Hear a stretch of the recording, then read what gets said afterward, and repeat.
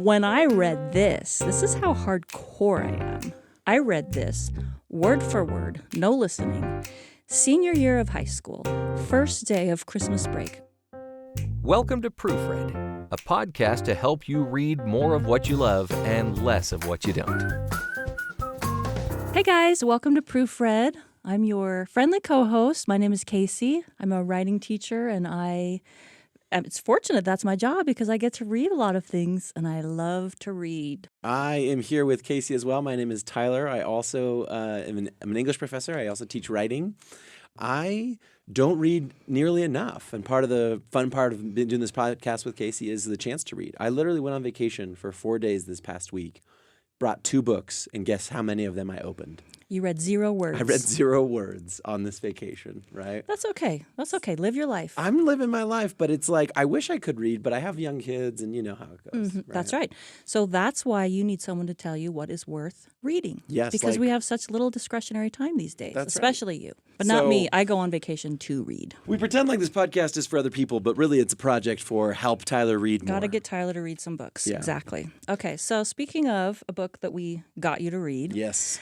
Coming in 2026 is a movie by Wait, why are we talking movies? I thought we were talking books. Just listen. Bear with me. Patience. Mm-hmm. There's your attention span. Too short for reading. Coming Stick in to the 2026 is a movie by Margot Robbie. I mentioned that because she is of Barbie fame. I thought people would be excited. It is a remake of the 1847 book Wuthering Heights. So you may be asking, film is a remake of the the book. film is a remake of a book. Okay, so you're going to see Wuthering Heights. It's coming out. It's a movie. But it's based on a book, an old book that I had to read in high school.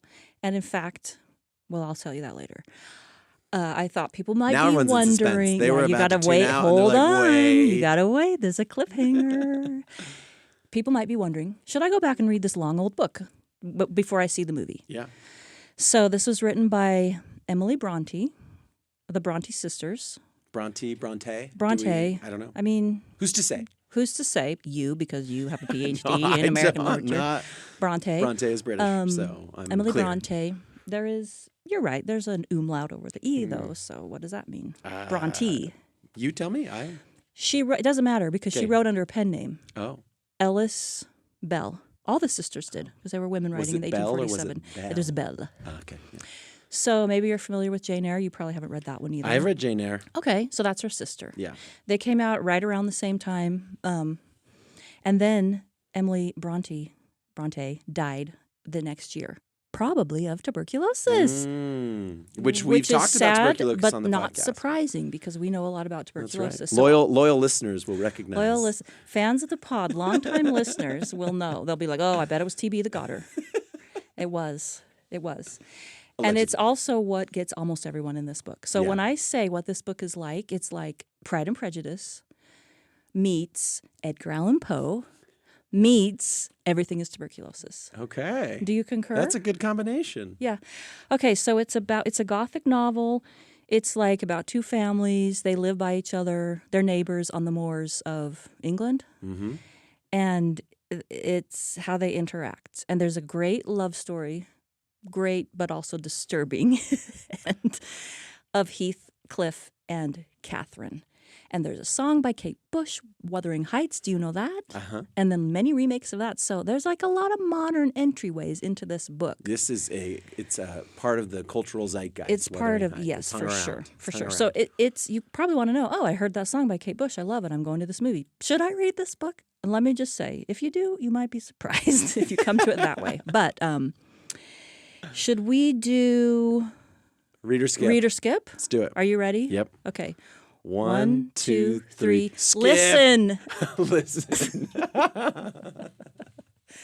Okay, I don't always say that. No, I that's say good. listen because it's a hard read and the spelled out dialect is pretty. I think that would be really hard to read.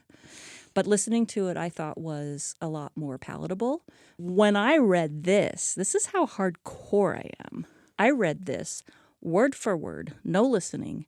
Senior year of high school, first day of Christmas break. I had to read this for class. AP Lit. This was your Christmas. This was my Christmas. And I went home that day. I got chickenpox over that break. Now, this is so timely because that is a now pretty much eradicated disease. The vaccine for that was invented in my lifetime, in my children's lifetime. But I got chickenpox, and I got it bad. When you're 18 and you get chickenpox, it's bad. It's like this deadly plague, just like all these people die of in this book. It's like I was experiencing Wuthering Heights when I read it. I had chickenpox everywhere. You know, you get them in your mouth, you get them in your nose, you get them in your ears. Have you had chickenpox? I have. Were you little? I was little. Yeah.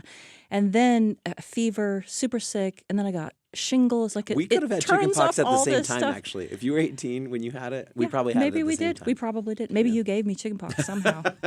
But anyway, all to say, I read this long book word for word with chickenpox and a fever over Christmas break in senior year. And you felt like and you I were liked cool. it. Yeah, you were like, I'm so cool. I'm hardcore. Friends came over. They brought the movie. I watched the movie. It's black and white. I mean, I'm hardcore. Yeah, I'm old school. Mm-hmm. I'm old school.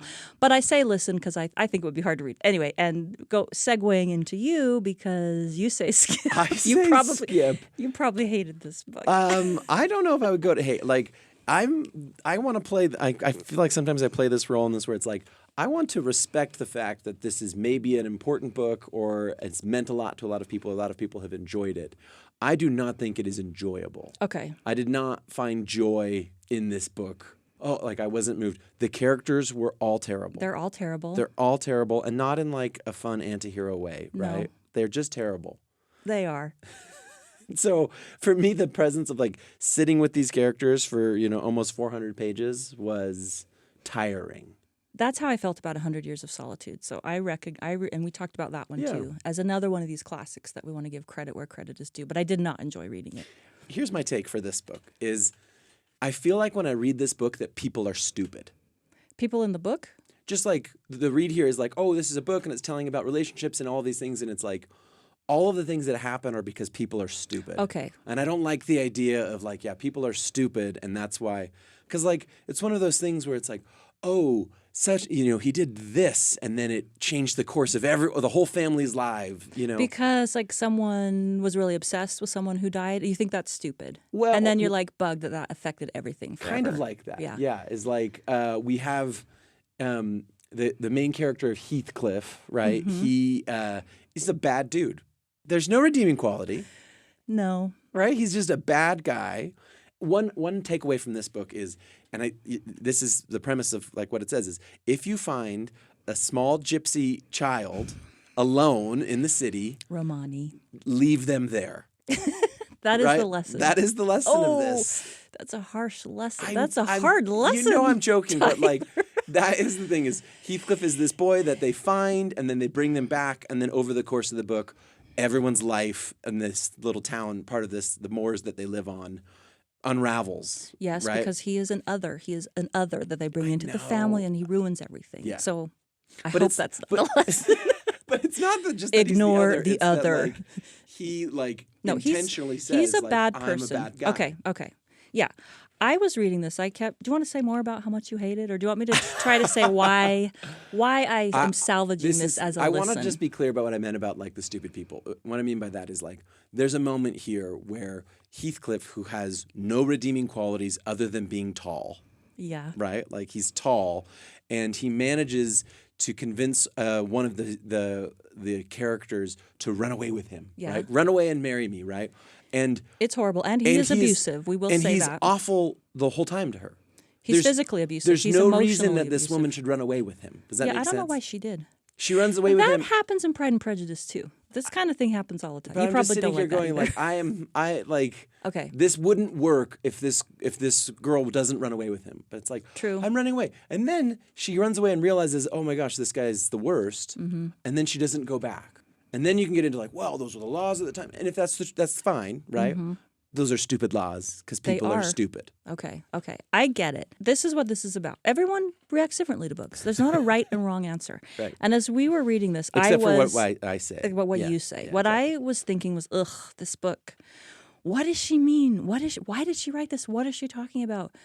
Okay, because she's 1840s or whatever, 1847. This is like the time of Charles Dickens and things like that. Okay. Right? I mean, around. And I love Charles Dickens too. But that's like about how awful everything is and how mean we are to orphans and how we should like change that. And this is kind of like, I'm like, well, is this about class? Is this about race? Is this sort of feminist? Like, what is this point? If you don't think of it as like having any, there's not an ethical statement happening here. This is just these weird people. They're isolated. So you're not trying to read this as a they're obsessed. As a cultural commentary until I got to the end. I stopped thinking of it as a cultural commentary. I like that. I find that interesting. Totally. But once I let that go, and she is writing a Gothic novel, and this is a ghost story. So what if it's just a ghost story? Then it's kind of interesting. And it's about isolation and obsession. Everyone is good and bad. There's not like one good person. I kept kind of being interested, like, why did she do it this narrative structure? It's not just a straightforward story. It's like a person coming and having an old housekeeper tell him the story, and there's interruptions. The timeline of it, of how he learns, is pretty complicated. Like, it's kind of impressive, the structure. And that's unique, especially for that time. It's like when you watch Lost. This is a spoiler. Did you ever watch Lost? Regrettably. They always had flashbacks, and then It blew our minds. They flashed forwards, and that was so innovative. The only people who can apprecict Lost are those of us that watched it in real time. Because you had to wait. I was getting videos from Netflix. It ended and waiting. so spectacularly, so spectacularly awful, right? That it's like, can you recommend Lost to someone now? I do recommend Lost with a caveat, but we have to do a whole podcast about that. Sorry, but I guess it's kind of like Wuthering Heights. But the narrative structure is interesting. I kind of kept being interested. I was like, why did she do this? How did she think of this? It's like Edgar Allan Poe. How did he think of this stuff? It's so weird. And then let me tell you one last thing. Yes. The reason I decided to not skip on this is because I had an experience similar to this at Project Read, which is a place I work and teach adult learners. Some of them are English as a second language, and some of them are just learning to read for the first time. And I just picked Legend of Sleepy Hollow because I had an adapted version of that. Now, have you read Legend of Sleepy Hollow, the real book? Okay. Yep. People love that story. Even adapted, so it's not even the same language, because it's enough about history that they can kind of get into, Irving and the time, and it's a ghost story, and there's like kind of a bully in it, and then it ends, and you don't exactly know what happened. Right. And I'm just surprised at how much people from other countries, people from different backgrounds, levels of learning, and it isn't even the actual writing that is getting them, it's this story. Yeah. So I mean, maybe personal taste. You and I like something that's a little more cultural comment and that doesn't have these awful people in it. But I kind of liked reading this. It's the only classic that we've done on the show that I haven't said skip. If I were to pick one, I'm going to pick this one. Okay. I think it's kind of interesting. Yeah. I want to give you there are themes here, like you're saying, isolation, class, right? Like this is an interesting retelling of an interesting kind of realist fiction of a time period, right? And some of the constraints that are on what women are able to do, what they're not able to do, right? What a person like Heathcliff, right? What he's able to do and what they're not able to. Like, I think there's a lot working here. For me, it's just I can't imagine that I'm going to give this book to someone and say, like, oh, you have to read this. And they're going to read it and be like, that was such a great experience reading this. Probably not. So probably not. But people are different. People are different. I'm certainly not hating on the book. I read it. Like you, I was like, oh, there's interesting narrative devices here with the it goes back and forth between this traveler and then the Nellie, the maidservant who's doing like that. I think that's all interesting things. And then it eventually catches up to the present time, right? So I'm with you on all of that. Yes, and the cult of the Brontes is kind of interesting too. Like if you're into that, you're thinking about the sisters. They're a little bit mysterious. Their pen names are kind of interesting. So a reserved listen from me and a skip from Tyler. But maybe we'll go see the movie and maybe we'll listen to the song Wuthering Heights. We can come back and say, hey, the movie's totally made us rethink the novel. It captures the imagination. What do we think? We like to say at this moment, if you were to put this on a shelf in your library, what shelf would you put it on?